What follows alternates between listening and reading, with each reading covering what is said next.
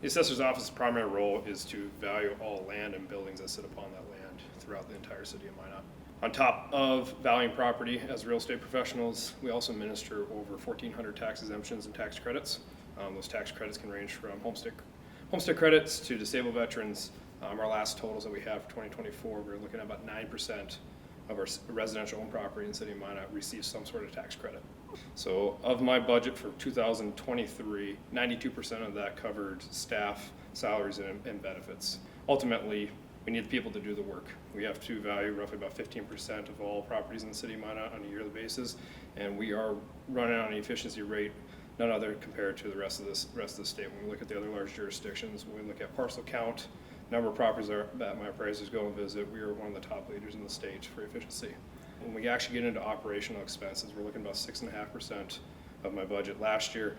This year and next year's budget, we're maintaining the 5 vehicles that we have in our fleet for performing our appraisals. Attend the State Board of Equalization, which we're there to defend our valuations as a city, and then also receive some continuing ed at that time, appraisal software. Of that software, we use computer-aided mass appraisal, which takes into account cost and sales and then income approach to value.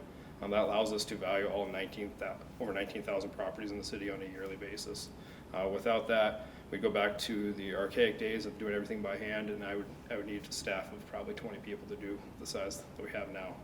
But within that software and that technology, we also have our public information that we put out there to the public. That's where we start seeing our property records and our assessment data that the public has access to. All of our assessment data is public information, so the state requires us to provide that information. We do it readily and available online because that is the cheapest, most efficient way for us to do. This year's budget, we're maintaining status quo. As I mentioned, my budget is fairly staff heavy, and what funds that we do have available to us, we execute on a yearly basis, basically to cover our overhead and operating expenses. Moving to next year, I'm not asking for anything different. I just want to keep the status quo.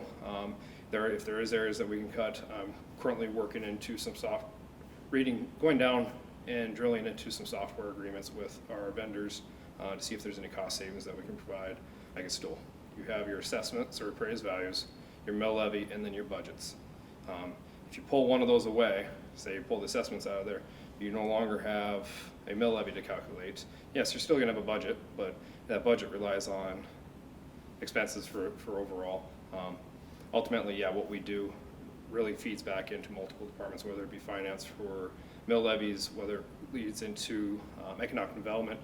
On a yearly basis, we average about individual contacts with the public in our office, about 2,800 individuals. So it allows us to have an ear to the ground, ultimately in the community, which ultimately that's a better way that we can serve the public.